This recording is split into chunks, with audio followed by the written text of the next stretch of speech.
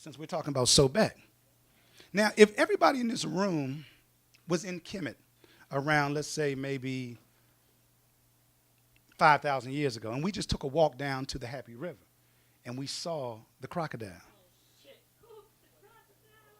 You okay? Oh, no, that's fine. That's fine. Okay. Well, okay. I thought you hit the lottery or something. I'm like, can I get mine? Right. Okay. It's all good, baby. So if we go down and we checking out Sobek, right? What we notice is that Sobek waits patiently in the water for sometimes 6-7 months at a time for the impala or the wildebeest to come down and attempt to cross or attempt to drink. And that's when Sobek comes out. She drags the prey into the water. She drowns the prey, right? So what do we take from that? Well, we can take patience, number one. So when the rains are running a little late, we don't do what they do in Saudi Arabia and up in Europe. We don't use desperation as a tool to criminalize our culture, right?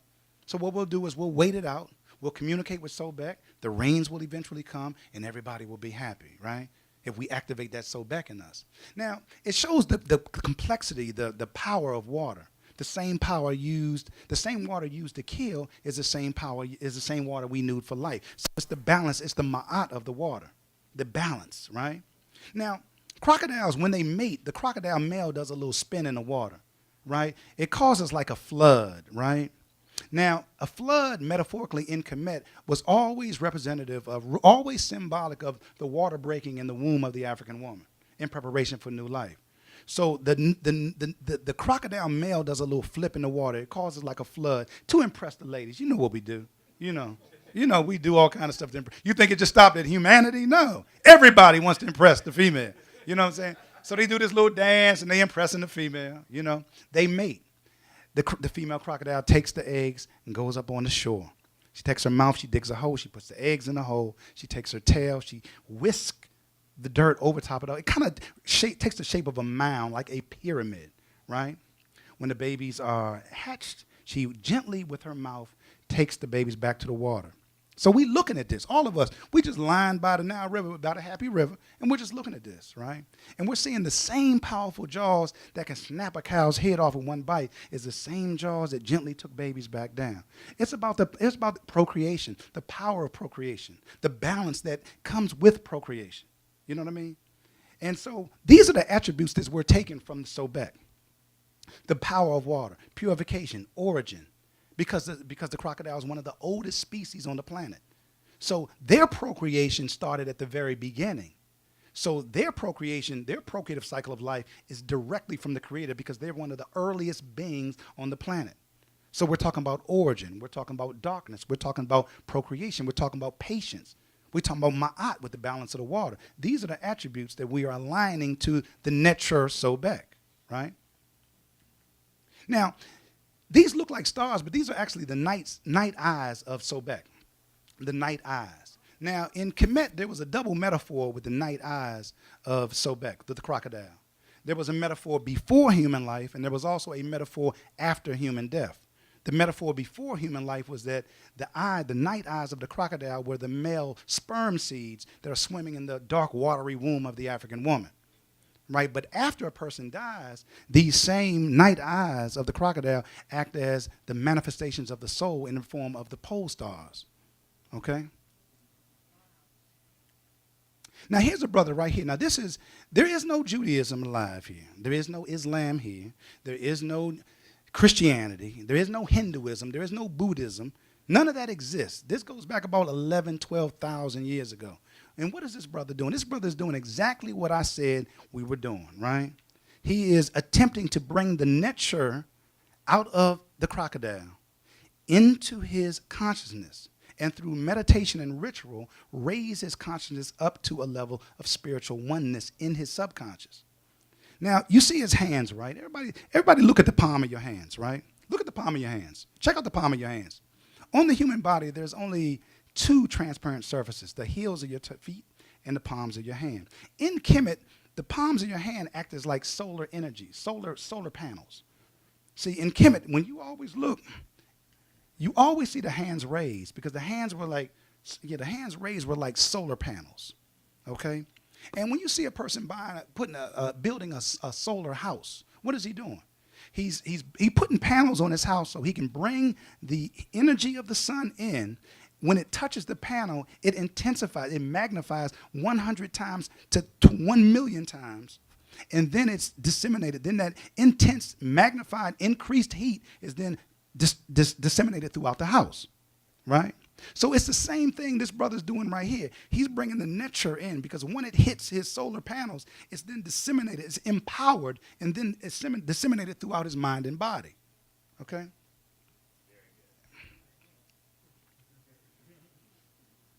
Now this is the vulture, okay? The vultures was one of the most important mutt. The black bead vulture in Kemet was called mutt, a very, very, very important metaphor, a very important symbol, a very important animal. Now, I know what the crackers told y'all. They told y'all that these were dirty birds that eat the roadkill on the side of the highways. And some of y'all believe that nonsense. But in fact, this is the cleanest animal in the animal realm of nature. You know what I mean? Now, vultures eat the carrion of dead animals at a particular point of decay. They don't eat everything. See, they're precision birds. It's a certain point of decay that even the vultures won't touch. You know, when the maggots come and everything, you know? Now, if the vultures did not eat the decaying, rotting bodies of animals, do you know what kind of biological toxins would be emitted from that body? It would contaminate the environment. We would then absorb that contamination, and we would get sick, and we would die. So we have to thank the vulture, because the vulture was considered an environmental purifier in Kemet. An environmental purifier because it eats the animals before the toxins can be emitted into the environment. Okay? Now, another thing about the vulture is that the vulture was a very mystical bird. On the temple walls in Kemet, there's a story in the 18th dynastic era. There's a story on the temple walls that says that the vultures were working as accomplices to the battle chiefs in Kemet when there was impending wars with the northerners, the Hittites, the Assyrians, the Babylonians, the Greeks. When they were when the impending war was going to take place, they would reach out to the vultures and ask for the vultures' service. What was that service? Well, they figured out that the vultures have the mystical ability to fly 7 days in advance to a place where the war is going to happen before the war even happens. You know what I mean? 7 days before the war takes place, the vulture's already there. You know? Right? Because, again, they're looking for the dead bodies that they can eat off of. Now, when the battle starts, the vultures know the place on the battlefield where the most dead is going to be, and they go there before the war. The war is still fighting. The vultures are already waiting. They know the dead going to be over there on the left. They already know. You know what I'm saying? Very mystical bird. Now, one thing about the vulture that you need to know is that, believe it or not, the vulture was a race of only women, no men. Only women. Only women, no men. They conceive by the wind. And if their offspring is lacking sustenance of any kind, if their newborn babies don't have food, the mother vulture will prick her own thigh so her babies can eat the nutrient-rich blood that comes out of her body. Now, to our ancestors, this represents the ultimate sacrifice that mothers make for their children. And the word mother that we know today comes from the black vulture mutt and the newborn son her or heru. When you combine the two, mutt, her, you get the word mother. That is actually where the word mother as we know it today comes from. It comes from the Kemetic mutt and heru. Mutt, her, the mother. And in Kemet, only sisters wore the vulture headdress. Why? Because only women are potential mothers. You'll never see a man wearing a vulture headdress in Kemet. Now, this is the donkey. The donkey, now this is going to be a very interesting segue into religion, okay? And we're going to start with the donkey, U. In Kemet, the donkey was called U. The ass was called U, I-U, U, okay? Now, when you go see a donkey, if you walk up on a donkey, the first thing a donkey does when it turns to you is puts its ears up in the sky. You know, the donkey could be just walking down the street. If you run up on the donkey, when he turns to you, the first thing happens, his ears go up, as if he wants to learn what you have to say, as if he wants to hear what you have to say. Now, a wise man can't be wise if they don't learn. And a person can't learn if they don't hear. If everybody in this room had headphones on, would you learn anything that I'm teaching tonight? Absolutely not. So if you take the headphones off, and what if you had giant ears? Then you really could learn. You see what I'm saying? Right? So the vulture represent knowledge, the carrier. It was called the carrier of the message, the carrier of knowledge, because they always wanted to learn. Right? Oh, what did I say? What did I say? Oh, my fault. The donkey. The donkey. Okay. And all through Kemet, you see donkeys on the temple walls. All through Kemet, donkeys was always around. Very symbolic, very metaphoric, very necessary animal in the community, in the service of the community. Now, this comes from a wall in Upper Kemet in the south. And it's in a pre-dynastic temple that was pretty beat down by Napoleon and everybody else that had been in there and ravaged through our ancestors' history, right? But the artist could draw off of the wall exactly what was being depicted.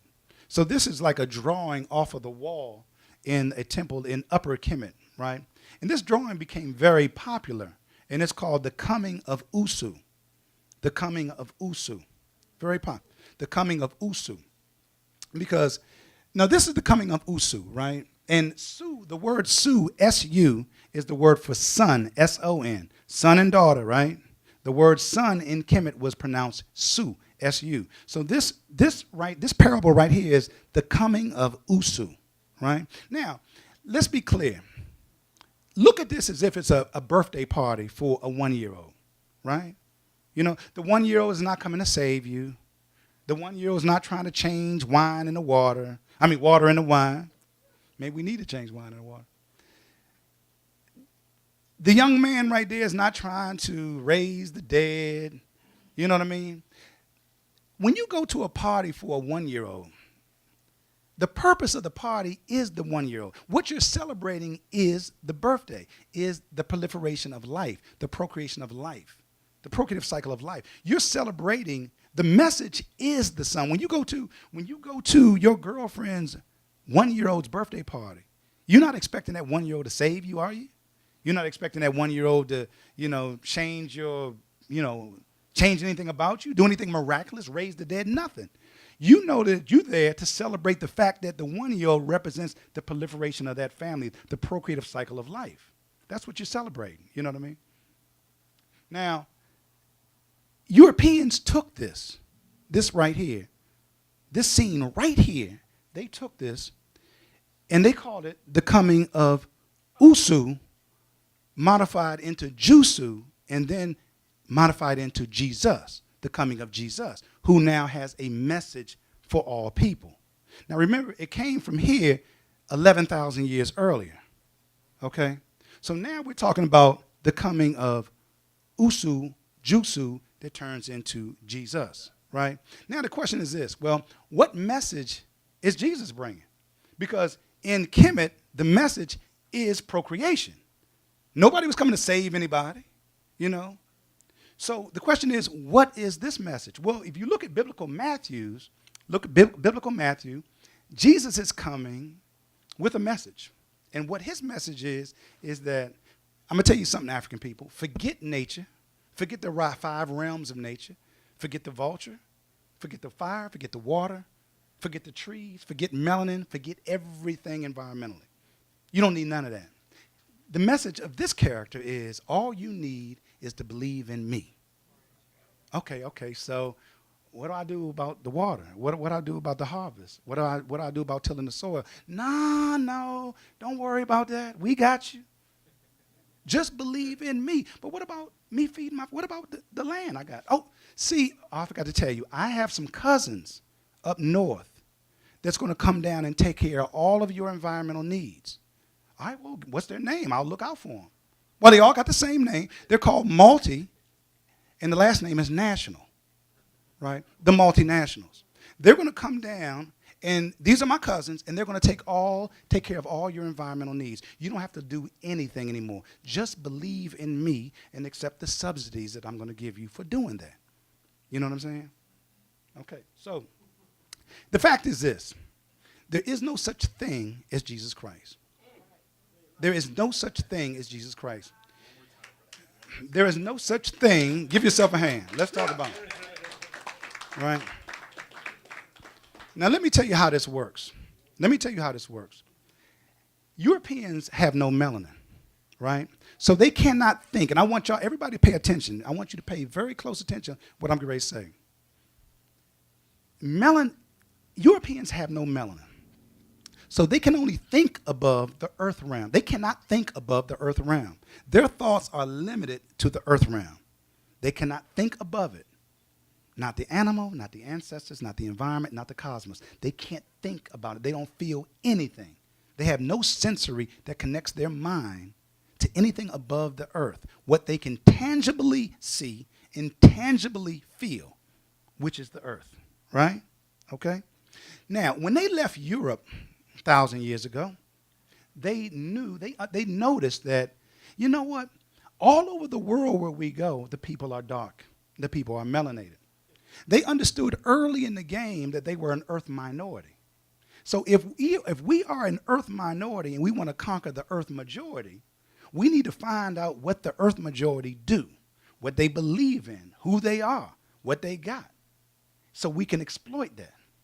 So what they did was they found out that the majority of the earth's melanated people started their spirituality off in the cosmos and then worked their way down, right? So what the white man did is he said, well, what I'm going to have to do is physically go to the cosmos, find out what these people are connected to, find out what is the most powerful object in the cosmos that they are connected to, which is the sun, bring the sun down to earth where I can understand it, personify the sun in an image of me, where I am the God. Because the sun rules and influences everything and everybody in the earth. The same way each white man that you and I know feels that he can rule and influence everybody in the earth. So the white man said, well, if we go tell everybody that we're all gods, that we're all the sun, we all got the power of the sun, we're all the sons, it won't look good. So what we'll do is we'll be the Jesus, we'll be the sons, we'll be the power of the sun. And then we'll create an image of us in one image, and we'll promote that image, and we'll call that image Jesus Christ. So what they did was, Jesus Christ basically is the alter ego of the white man. Jesus Christ is the white man. Jesus Christ is the white man. Because you notice that go all over the world, the white man doesn't name anything after Jesus, right? Does he name anything? He names everything after him because he is Jesus. When you go to Africa, you look at Africa. I was in the Congo. You had Stanleyville, named after Henry Stanley. You had Brazzaville, named after Pierre de Brava. You got Lake Albert, Lake Victoria. You got, there's not Lake Jesus. There's not Jesusville. You see what I'm saying? They don't name anything after Jesus because they know that there is no such thing. They know that they are the metaphoric Jesus Christ, the personification of the astronomical sun, because they want the sun's power to rule and influence the world, to rule and influence the earth and all of its inhabitants like the sun does. So they become the manifestation of the sun. So they have the power of the sun. But they can't sell you on that, so they created an image of themselves collectively in one image called Jesus the Christ. Now, there's many titles of Christ. I'm standing in the Christ Unity Center, so I'm sure everybody knows that. One of the definitions of Christ is the fact that Christ is a system of embalming the deceased body of the African in preparation for eternal life. Okay? You know, wrapping the body. I'm not talking no Hollywood mummified nothing. I said wrapping the body, right? In preparation for eternal life. What the crackers did was they stole the eternal element out of the Christ system and applied it to this Jesus who initially was Jusu or Usu. Remember? Okay? So then it becomes Usu, Jusu, Jesus, the Christ, the eternal, because the Son is eternal, right? This is where they get the whole concept. Because if you look closely, these people don't care nothing about no Jesus. Their thing is me. I'm the God. They call themselves lords all in Europe. You know what I'm saying? You ain't caught that yet? You know what I'm saying? They're going to tell you say something, you blasphemous and all that. No, they call themselves lords. You know? Now, so what I'm trying to say is that we have to get out of that fallacy and trying to pretend like we don't know that this is fraudulently killing the spirit of our people. As long as we walk next to our people and never tell them the truth, that there is no such thing as Jesus Christ.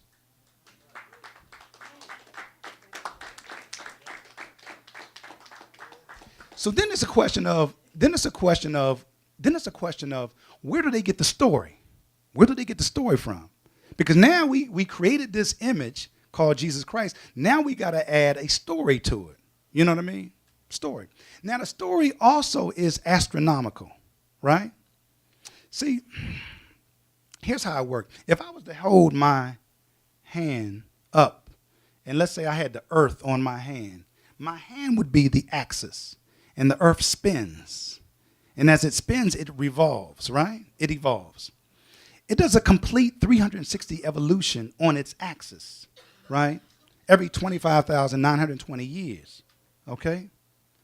So 360 equates to 25,920. Every 1 year of the Earth's rotation, just 1 year, is 72 years, right? This is a little deeper because we're not going to get into it tonight, but that's where they got the 72 conspirators of Set, because Set represents the darkness. That's a whole other thing. But 1 degree of Earth's rotation is 72 years. 30 degrees of the Earth's rotation, follow me now, 30 degrees of the Earth's rotation is every 2,160 years. Now, it's the 30 degrees that stands out, because every 30 degrees of the Earth's rotation, the sun moves from one zodiacal constellation to the next. Now, how did our ancestors know this? Because every vernal equinox, every spring equinox, our ancestors realized that the sun rises in the pre-dawn against the same zodiacal constellation every year at the spring equinox. But on the morning of the 2161st year, it rises against a different zodiacal constellation, and it stays with that zodiacal constellation for another 2,160 years. So every 30 degrees of the Earth's rotation, the sun moves from one zodiacal age to the next, okay, to influence that age. This is why in the Bible, the only numbers really prominent to Jesus is 12 and 30. 12 and 30.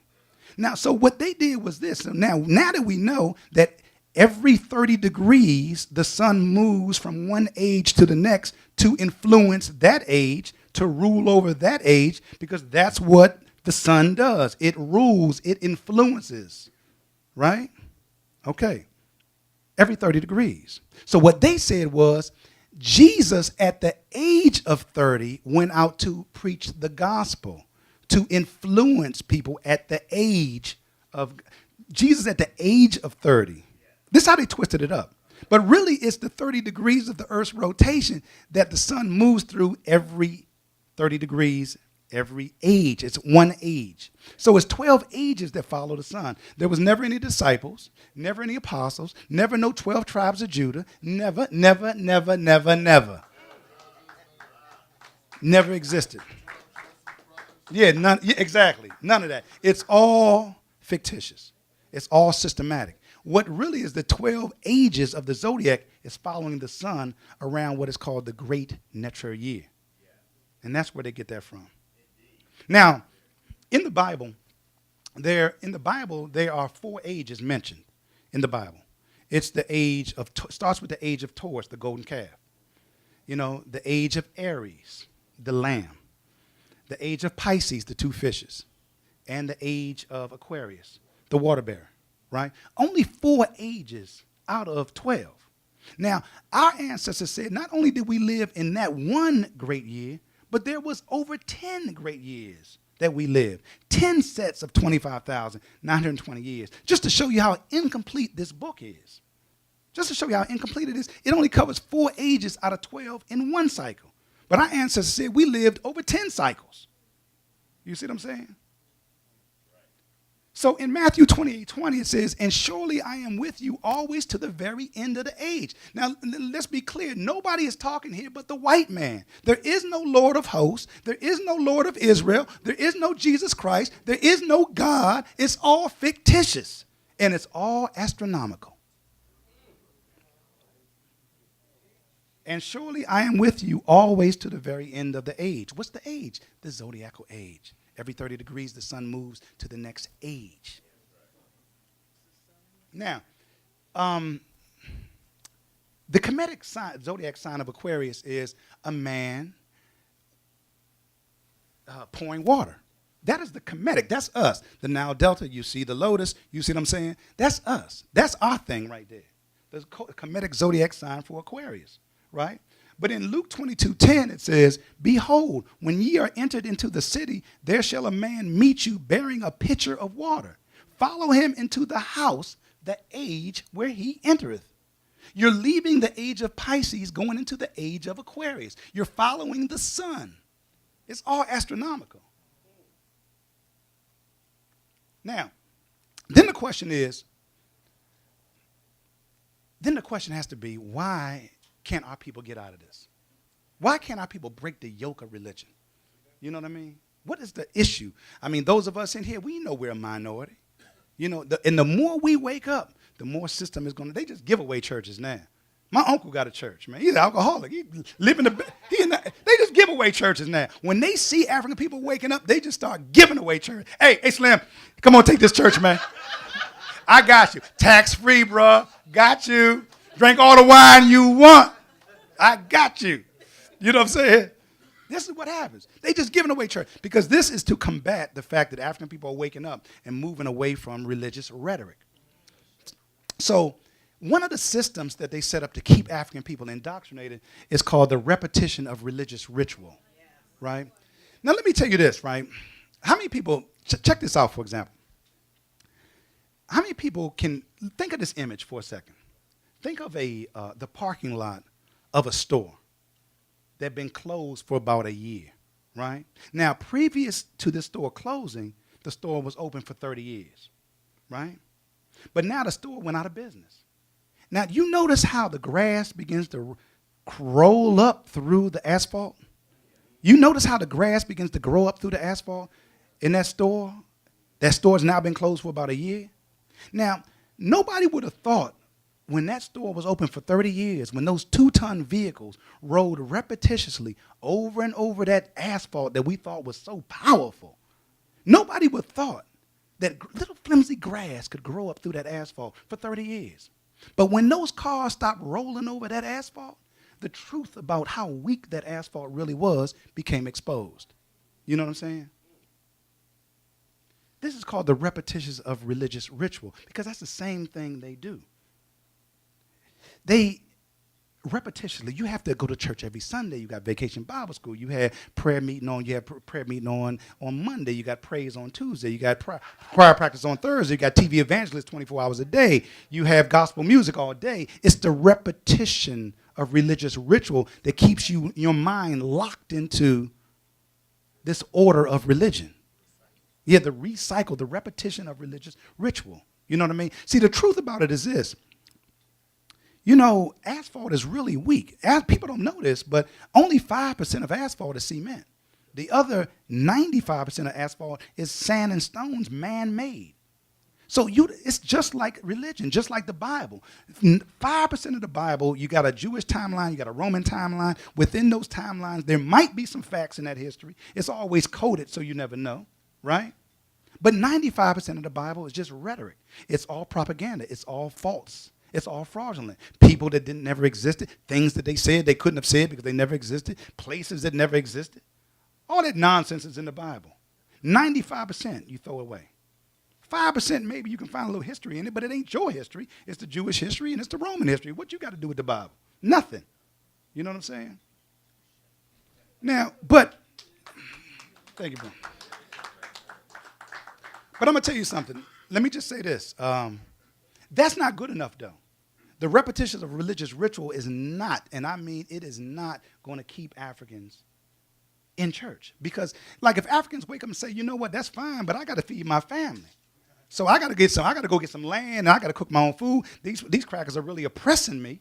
So I'm going to get some land and do it myself. Now, when I get that now, if I emerge my psyche back into nature, then maybe I might start feeling, I might feel an ancestral again. I might feel that I have a spiritual alignment with the energies that exist throughout nature. And I might leave the church because of that, right? So they noticed that. So they came up with something more systemic, something more diabolical, and that is the system of faith. There is absolutely nothing. Faith is the most dangerous, the most deadly weapon ever imposed on African people. Faith is the most deadliest weapon ever imposed on African people. It's leagues above the white woman and heroin. Leagues above that. The white woman might be a tricky second, because that, don't get me started.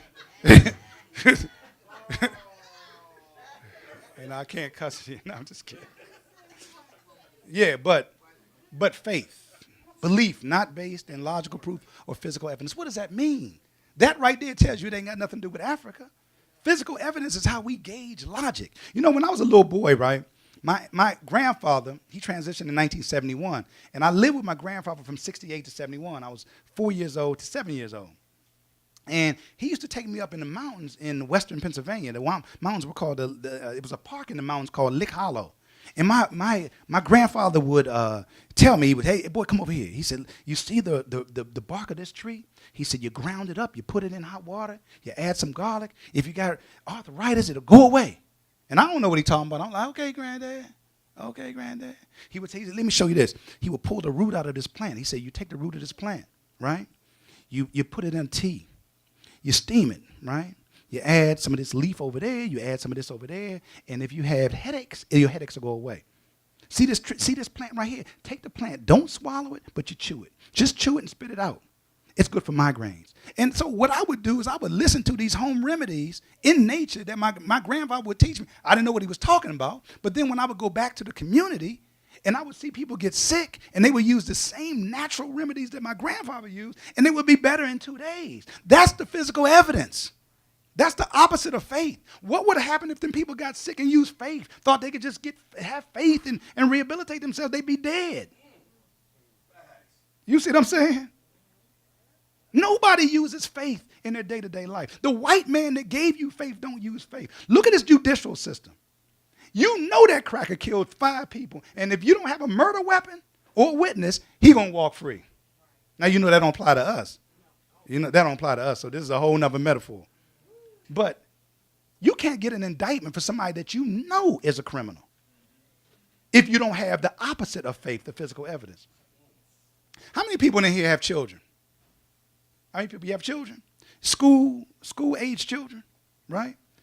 Now, when your child come home from school, do you rely on faith or the opposite of faith to determine if they're learning in that school that day or if they're learning in that school period? Now, the opposite of faith would be the progress reports, the homework, the test scores, the report card. That's the physical evidence that you use to gauge whether your child is learning in school. What would happen to your child if you use faith? Say, you know what? Don't worry about it. Just come on in. But Dad, I want to show you my homework. I don't want to see your homework. I want the game is on. I got faith that you know what you're doing. I know you're only 6 years old. You got a little Down syndrome, but I'm just kidding. I'm just kidding. I'm just kidding. I'm just kidding. I'm just kidding. You know what I'm saying? So, but here's the deal. So here's what they do. Here's what they do. So when you're talking about faith, faith is just a substitute for nature. You know, what the white man is doing, faith is just a substitute for nature. What they did was they took nature out of your brain. They took the 5 realms of nature out of your brain and replaced it with faith. Now, they really didn't do that because what they did was, because nature never leaves you, but what they did, faith acts as like a blanket, that a systematic blanket that comes into your brain, covers up the melanin molecule. So that's what faith does. Faith covers up the melanin molecule so your psyche cannot reach the 5 realms of nature. Now, why is that important for the oppressor? Because he needs the minerals, the raw materials, the natural resources of this nature. He needs the iron ore, the sulfur, the phosphorus. He needs the cashew nuts. He needs the elephants. He needs everything that exists within this five realm of nature. Now, if you practice a spirituality that connects you to nature, then you're going to protect that connection. So to break that connection, he gave you faith and said, you don't need a connection to nature. We're going to give you faith. Just believe in me. And then he created the God of faith, which is him, Jesus Christ. Y'all feeling me on that? Okay. Now let me tell you this, right? Let me tell y'all something. So what they did, the system of religion, is sent faith agents all over the world to cover up the melanin molecule in the brain of African people. These faith agents are called missionaries, and they are the most diabolical people on the planet. If I had my own country, I got dreams. I might have my own country one day. I might call it New Kemet. It'll be in Africa. The first law that I will put on the books is all missionaries are to be shot and killed on sight. Don't get sensitive on me, y'all. We are at war.